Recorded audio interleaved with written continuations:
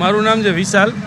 અહીંયા વિરોધ પ્રદર્શન એટલા માટે કરવામાં આવ્યો હતો કે રોડ રસ્તાની હાલત આપ શ્રી જોઈ શકો છો. બધાય અહીંયા હાલી નથી શકતા, નથી અમે વાહન લઈને નીકળી શકતા. અહીંયા રોજ બનાવ એટલા બને છે એક્સિડન્ટના. હોસ્પિટલે અમારે બધાને લઈ જવા પડે છે. એ સિવાય ને મોરબીની ટોટલી જગ્યાએ આ જ પોઝિશન છે. રોડ રસ્તા બાબતે આ જ પોઝિશન છે. અમે અરજીઓ કરીને થાકી ગયા છીએ. નગરપાલિકાના બધાય કર્મચારી એમ જ કહે છે કે થઈ જશે પણ ક્યારે થશે?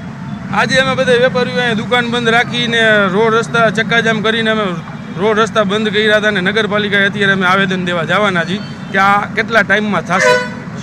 મારું નામ રાજુભાઈ દવે, સામાજિક કાર્યક્રમ ટીમ છે 5 જણાની. જગદીશભાઈ, મુન્નાભાઈ, મુસાભાઈ, આખી ટીમ હતી. આ રોડ બાબતમાં અમે અવારનવાર રજૂઆત કરવા હોવાથી મોરબી નગરપાલિકાના જાડી ચામડીના સત્તાધીશો એસીમાં બેવાવાળા કોઈ જાતનું કામ કરતા નથી. આ રોડ અવારનવાર રજૂઆત કરવા હોવાથી જાડી ચામડીઓ કોઈ ધ્યાન દેતું નથી. તો એક તરફ વિકાસની વાત કરે છે તો ક્યાં છે વિકાસ?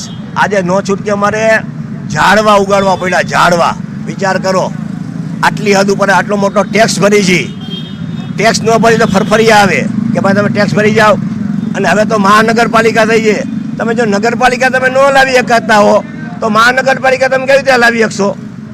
અને કાનાભાઈ ઝૂલતા પુલ તૂટ્યો ત્યારે દેખાવ પૂરતા નદીમાં છપછપિયા કરવા ગયા અને મોરબીનો હું વિકાસ કરીશ. પબ્લિકને એમ હતું કે કાનાભાઈ વિકાસ કરશે, પણ કાનાભાઈ વિકાસ કરતા નથી. અને મોરબીમાં કાનાભાઈ એમ કહે છે રતન દુખિયા. આ શબ્દ તમારે વપરાય નહીં. તમે ધારાસભ્ય છો, તમે એજ્યુકેટેડ માણસ છો, બોલવામાં ધ્યાન રાખતા જાઓ. જગદીશભાઈ બાંભણિયા. હવે ઘણા સમયથી હમણાં 30-35 દિવસ મોર અહીંયા આગળ રોડ બનાવવામાં આવ્યો હતો મોરબી નગરપાલિકા દ્વારા. અને એક જ વરસાદ આવ્યો ત્યાં તો અત્યારે તૂટીને તમે અહીંયા આગળ ઢીચણ અમારા ખાડા પડી ગયા. કારણ કે આજુબાજુના વેપારીઓને આનાથી ઘણા ત્રાસીમાં પામ્યા છે. એટલે એના માટે અહીંયા આગળ દરેક અહીંયાના વેપારીઓ બધા ભેગા થયા હતા અને અહીંયા આગળ ઝાડ વાવવાનો આખો પ્રોગ્રામ કર્યો હતો. અને ત્યાંથી એ બધા તમામ વેપારીઓને સાથે લઈને મોરબી નગરપાલિકા ખાતે અહીંયા આગળ આવ્યા હતા. અને અહીંયા આગળ ચીફ ઓફિસરની ચેમ્બરમાં તાળા મારવામાં આવ્યા હતા. તો હું મોરબીના ધારાસભ્યને કહેવા માગું છું કે તમે ફક્ત ને ફક્ત વોટ લેવા માટે જ આવો. કારણ કે મોરબીનો વિકાસ કરો. મોરબીની પબ્લિક અત્યારે હાવ ત્રાહી. અમે નથી કહેતા પણ મોરબીની જનતા કહીએ હવે કંઈક એનું બધું વિચારો અને સારા રોડ રસ્તા બનાવો.